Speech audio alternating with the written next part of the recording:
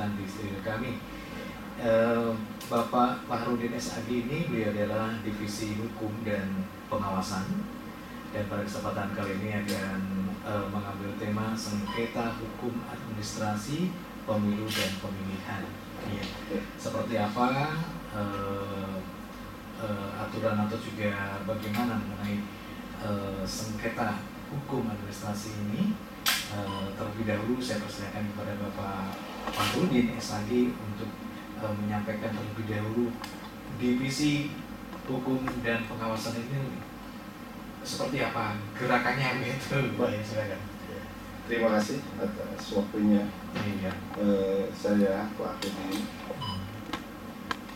Komisioner Divisi Hukum dan Pengawasan KPU Kabupaten Tasikmalaya. Iya. Tugas tupoksi Divisi Hukum adalah diantaranya gitu advokasi hukum dan penyelesaian sengketa hukum di KPU Kabupaten Tasikmalaya. Iya. Ya. Satu divisi ini berapa orang, Pak? Satu divisi itu satu komisioner, kemudian subag dan staf. Sekretariat. Iya. Sekretariatnya. Ya. Oke. Kemudian pada saat-saat apa divisi Bapak Fahrudin ini disibukkan dengan kegiatan? Apakah pas pelaksanaannya atau setelahnya atau bahkan sebelumnya? Divisi hukum itu tidak hanya mengurus sengketa saja. Dari awal tahapan kita juga kayak pembuatan SK, berita acara itu tupoksi divisi hukum juga dari awal. Setiap keputusan yang diambil oleh KPU atau berita acara yang dibuat oleh divisi hukum. Iya. Kemudian ini sudah ancang-ancang begitu Pak ya, walaupun waktu hari-harinya belum ditentukan begitu. Betul. Namun persiapan di KPU Kabupaten Tasikmalaya ini seperti apa? Mungkin bisa digambarkan oleh Pak Fahrudin. Kita persiapan untuk menghadapi pemilu dan pemilihan serentak 2024 masih dalam tahap persiapan, terutama penguatan di internal KPU menghadapi pemilu 2024 nanti dan pilkada serentak di 2024. Mungkin Pak Fahrudin bisa membayangkan pemilu kemudian dilanjut dengan pemilihan serentak gitu ya. Betul. Atau pilkada serentak. Ya. Mungkin baru pertama ini Pak untuk serentaknya pilkada ini atau? Kalau serentak pilkada seluruh Indonesia memang baru nanti tahun 2024. Kalau kemarin itu pilkada terakhir serentak 2020 itu diantaranya KPU Kabupaten Tasik. Di Jawa Barat ada 8 kabupaten kota, diantaranya ya Kabupaten Tasik, kemudian Pangandaran, Indramayu, Kabupaten Sukabumi, Cianjur, Kota Depok, dan Kabupaten Karawang. Ya, jadi pada saat itu KPU sangat disibukkan banyak. Betul. Jadi mungkin jam kerjanya nggak bisa kayak kantoran yang lain, jam bisa pulang nggak bisa. Kadang yang di rumah juga suka bukan marah sih, suka menggelut kapan pulang. Terkadang jarang pulang gitu. Iya pasti itu. Tahapan itu di KPU itu istilahnya PNS. Pegawai non-stop gitu. Pegawai non-stop. Iya. Oke, kemudian Pak Fahrudin mengenai indikator keadilan pemilu itu seperti apa? Indikator keadilan pemilu itu pertama kesetaraan bagi seluruh elemen yang terlibat dalam proses pemilu termasuk dalam penegakan hukum. Iya. Yang kedua, kepastian hukum dalam setiap tahapan pemilu dan proses penyelesaian sengketa dan pelanggaran. Yang ketiga, imparsialitas penyelenggara pemilu. Yang keempat, kontestasi yang bebas dan fair. Oke. Baik, untuk Kanca nanti. Ya, Kanca dalam kesempatan kali ini Anda bisa bersama kami di acara talk show atau juga bincang ringan bersama narasumber dari KPU Kabupaten Tasikmalaya dengan narasumber Bapak Fahrudin SAG. Beliau adalah Divisi Hukum dan Pengawasan. Ya, Pak Fahrudin, kita lanjut kembali bincang-bincang kita kali ini mengenai sengketa hukum administrasi pemilu dan pemilihan. Kemudian Pak, keputusan yang menjadi objek dalam sengketa proses pemilu itu seperti apa? Sengketa proses pemilu itu definisinya dulu ya Pak. Iya. Meliputi sengketa yang terjadi antara peserta pemilu dan sengketa peserta pemilu dengan penyelenggara pemilu. Jadi ada antar peserta dengan peserta lagi, dan ada juga peserta dengan penyelenggara pemilu. Sebagai akibat dikeluarkannya keputusan KPU, KPU provinsi ataupun KPU kabupaten kota, sesuai dengan pasal 466 Undang-Undang Pemilu, Undang-Undang 7 tahun 2017. Kemudian kalau ini Pak, keputusan-keputusan yang sudah dikeluarkan ini kebanyakan yang komplain atau juga yang berkomentar ini dari pihak mana saja? Biasanya dari peserta. Dari peserta. Iya. Kalau di pemilu dari peserta.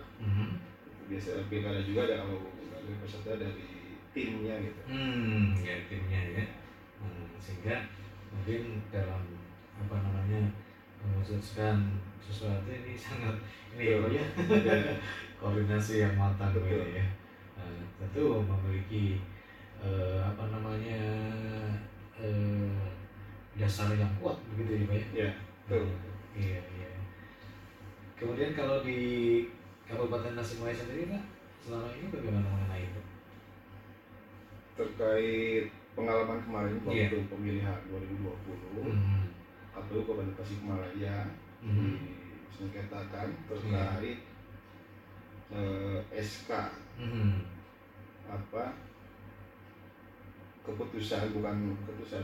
terkait surat edaran bupati dan instruksi bupati terkait percepatan tanah wakaf bupati.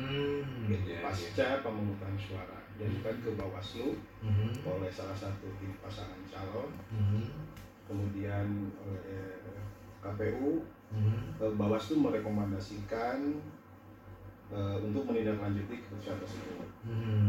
Dan KPU menjawab surat rekomendasi tersebut atas arahan dan konsultasi dari KPU provinsi dan KPU RI. Dan selanjutnya pihak yang mengajukan gugatan ke Bawaslu atau pengaduan ke Bawaslu tidak merasa puas, maka mengajukan ke PT UN, kemudian ke Mahkamah Agung sampai ke MK, Mahkamah Konstitusi.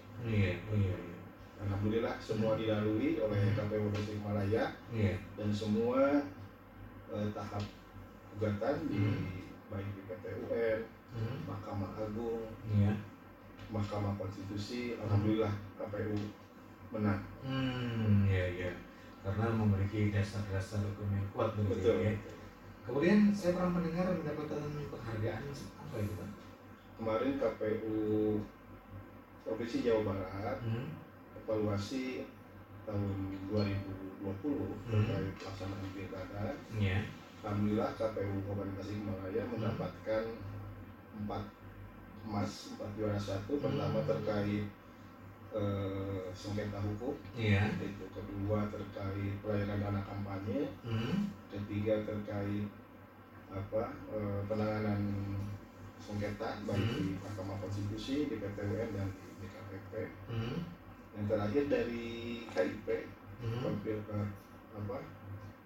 Kantor Informasi Publik Provinsi Jawa Barat, alhamdulillah KPU Tasik mendapatkan juara ke-1 sebagai KPU informatif gitu, di Jawa Barat.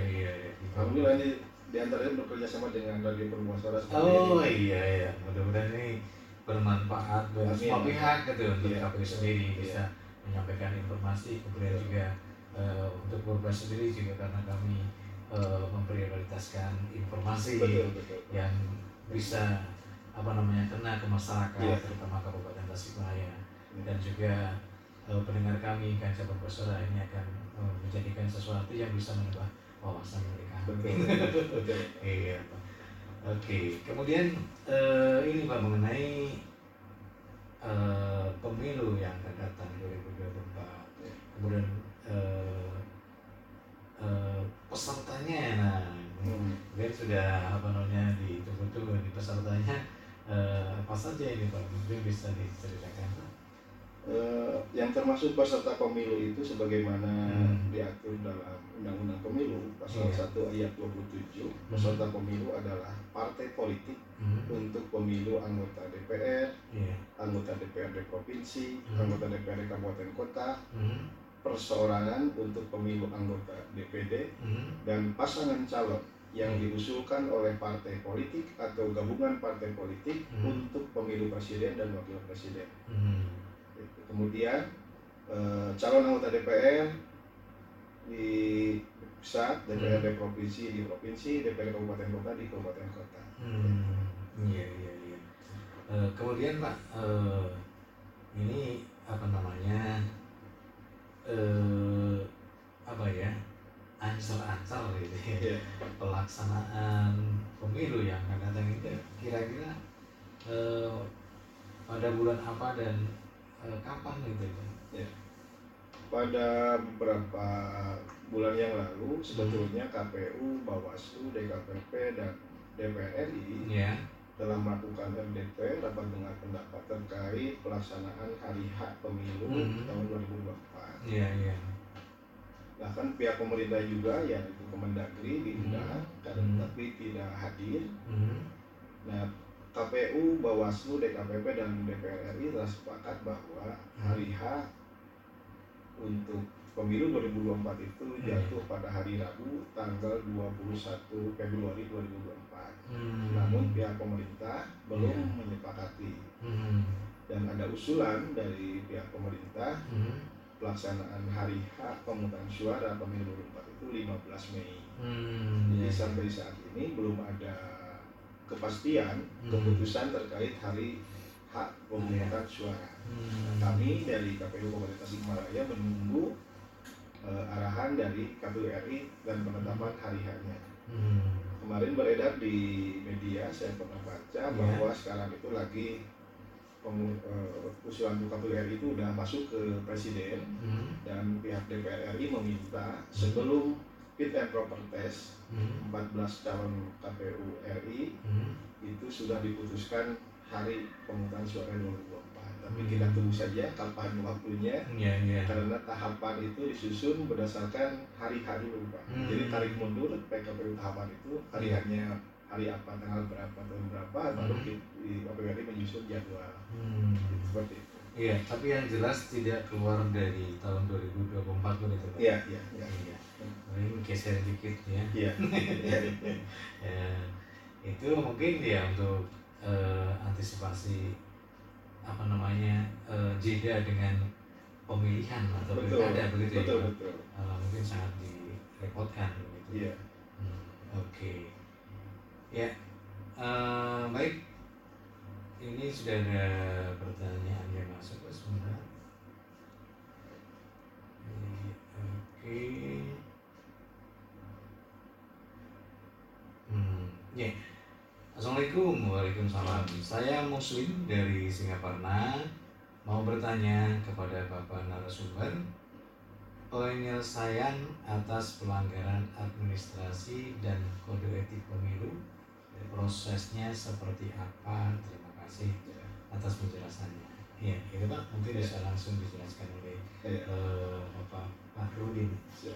Terima kasih Pak Muslim yang telah menyampaikan pertanyaannya terkait penyelesaian sengketa proses itu melalui Pengadilan Tata Usaha Negara dan sebelumnya di Bawaslu, tetap masuk di Bawaslu. Meliputi sengketa yang timbul di bidang tata usaha negara, pemilu antara calon anggota DPR, DPD, kemudian DPRD kabupaten kota atau partai politik calon peserta pemilu atau bakal pasangan calon dengan KPU provinsi atau KPU kabupaten kota sebagai akibat dikeluarkannya keputusan KPU RI, KPU provinsi, KPU kabupaten kota. Jadi keputusan itu tetap masuk dulu ke Bawaslu laporannya Pak gitu. Jadi di proses ke PT UN. Kemudian terkait penanganan kode etik itu kan terkait penyelenggara baik KPU ataupun Bawaslu. Warga masyarakat bisa melaporkan langsung Pak ke DKPP melalui website DKPP RI. Gitu. Iya. Baik, begitu Pak Muslim yang berada di Singaparna, kemudian puas dengan jawaban dari narasumber kami. Ya, dan yang lainnya masih ada kesempatan, silakan bisa bertanya langsung melalui WA, WhatsApp-nya, atau juga SMS. Ya, kemudian Pak Rudin, mungkin di luar divisi hukum, namun ini mungkin juga pengen diketahui oleh semua masyarakat. Biasanya kan ada perekrutan, tenaga pembantu atau tenaga pendukung, Pak. Ya, tenaga pendukung yang itu dari masyarakat, di mana saat ini banyak banyak muda-mudi istilahnya, kaum muda yang sangat ini dalam pencarian kerja. Bagaimana mungkin ada sedikit informasi terkait rekrutmen tenaga pendukung di Sekretariat KPU Kabupaten Tasikmalaya. Pengalaman yang kemarin waktu kita menghadapi pemilihan 2020, KPU melakukan open bidding, Pak. Jadi open gitu di website KPU, jadi terbuka, siapa saja boleh dengan syarat warga Kabupaten Tasikmalaya. Kami yang menjadi prioritas oleh Kabupaten Tasikmalaya. Bahkan waktu pengalaman 2020 kemarin itu kurang lebih hampir 2.000 lebih, Pak, yang mendaftar. Mendaftar karena kemarin lagi pandemi, kita online dan peminatnya sangat banyak sekali, sementara yang dibutuhkan oleh KPU cuma 17 orang untuk kemarin itu, Pak.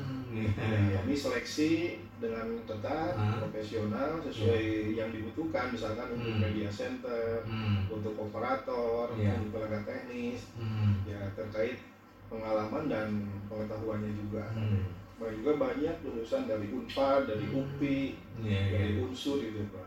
Alhamdulillah kemarin tenaga pendukung di KPU Kabupaten Tasikmalaya waktu pelaksanaan pemilihan 2020 betul-betul anak-anak muda, kebanyakannya belum menikah, hampir 80% itu anak-anak muda yang energik lah. Iya, betul. Sesuai sekali karena itu tadi membutuhkan kerja ekstra begitu, Pak, ya. Iya. Oke, kalau boleh tahu materi dari seleksi ini seputar seputar KPU ya, pelaksanaan pemilu dan pemilihan, atau juga wawasan secara umum gitu, Pak? Seleksinya itu pertama wawasan umum dulu tentang pemiluan, tentang pemiluan. Yang ketiga spesifik terkait apa yang dia daftar itu untuk operator, kita tesnya operator. Betul. Kalau misalkan terkait media center, terkait publikasi, kemudian media seperti itu gitu, Pak. Jadi sesuai itunya gitu, jurusannya yang dituju, yang betul, dilamar, yang dilamarnya apa gitu. Itu KPU sendiri nggak kewalahan kok itu? Memang kewalahan juga, cuma kita dari 2000 itu kan kita di perusahaan administrasi dulu, Pak. Kita administrasinya yang lengkap, baru kita seleksi lagi. Jadi dari administrasi juga sudah tersaring. Misalkan yang luar Kabupaten Tasik kita anggap gugur karena di luar tentuan gitu. Seperti itu. Hanya 17 begitu ya, Pak, ya, dari berbagai kebutuhan misalnya dari operator, media center. Oke. Baik aja, sebelum kita lanjut, sebuah lagu kepada saya juga Anda. Tetap di sini di 105,7 Pasar FM, Radio Perpasaran Kabupaten Tasikmalaya. Dan pemantau pemilu kepada Bawaslu. Jadi dilaporkannya ke Bawaslu sesuai Iya. Biasanya Pak, apakah selesai saja di Bawaslu atau bagaimana, Pak? Nah, yang sudah ini misalnya. Tergantung yang melaporkan. Kalau misalkan di Bawaslu diselesaikan, merasa puas, bisa langsung di Bawaslu selesai. Dan apabila tidak puas, bisa diajukan ke PT UN, Pengadilan Tinggi Tata Usaha Negara, Pengadilan Tata Usaha Negara. Itu mengenai administrasinya saja begitu, Pak? Betul. Jadi SK yang dikeluarkan oleh KPU yang diubah itu. SK terkait misalkan jadwal kampanye misalkan, atau SK logistik atau apa. Nanti ada beberapa keputusan yang memang lebih spesifik lagi gitu. Iya. Ini lebih ke administrasi begitu Pak. Betul, administrasi. Tidak termasuk dengan perilaku misalnya gimana sampai melanggar. Itu di luar tangan dari Pak Rudin. Kalau misalkan terkait perilaku itu ada lagi terkait kode etik. Oh, kode etik. Kode etik penyelenggara itu baik KPU ataupun Bawaslu. Itu bisa melalui masyarakat melaporkan itu kepada DKPP, Dewan Kehormatan Penyelenggara Pemilu. Dewan Penyelenggara Kehormatan Penyelenggara Pemilu. Ya. Itu adanya di mana Pak? Di Jakarta. Oh, di Jakarta ya. Bisa lewat online. Iya. Baik Kanja, sebelum kita lanjut dengan materi yang lain, terlebih dahulu kita nikmati dulu sebuah lagu Pak yang kita siapkan, dan sebentar dulu untuk Kanja Profesora yang ingin gabung interaktif, silakan Anda bisa menggunakan WA atau juga SMS di 0853 244 0-nya 3 kali 70. Dan inilah lagu yang kami siapkan untuk Anda. Bincang-bincang dengan KPU Kabupaten Tasikmalaya. Bersama narasumber Bapak Farudin SAG, beliau adalah Divisi Hukum dan Pengawasan. Kemudian mengenai pengawasan Pak Farudin, apa saja ini kewenangan dari divisi apa ini? Yang dimaksud pengawasan di sini adalah pengawasan internal. Oh, internal. Betul. Iya. Baik di internal KPU di sekretariat ataupun di ad hoc badan ad hoc seperti PPK, PPS dan KPPS. Jadi kalau ada misalkan permasalahan atau terkait etik badan ad hoc diselesaikan oleh kami divisi hukum dan pengawasan. Kalau KPU Bawaslu oleh DKPP, kalau ad hoc-nya PPK, PPS dan KPPS oleh KPU Kabupaten. Iya. Oke. Untuk intern gitu. Betul, internal. Oke.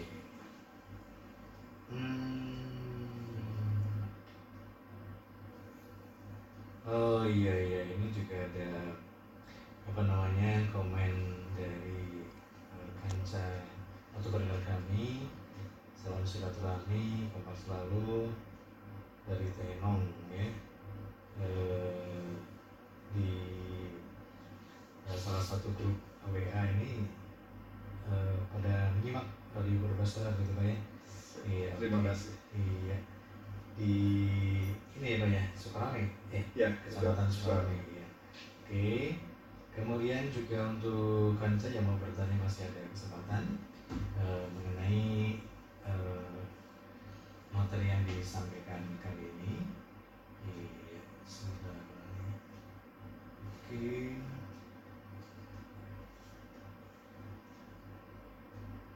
Sedikit Pak, tadi ada yang kelewat terkait keputusan yang menjadi objek dalam sengketa proses pemilu itu ada 3. Pertama, keputusan KPU RI tentang penetapan partai politik peserta pemilu. Dan sekarang saya akan menghadapi pemilu 2024 sebelum tahapan pertama itu setelah perencanaan itu ada tahapan verifikasi parpol. Memang dilakukan oleh KPU Kabupaten Tasik dan verifikasi partai politik. Nah, nanti penetapannya oleh KPU RI. Nah, misalkan para partai politik yang tidak puas terkait penetapan verifikasi parpol bisa ngajukan ke KPU RI. Itu dilakukan oleh KPU RI.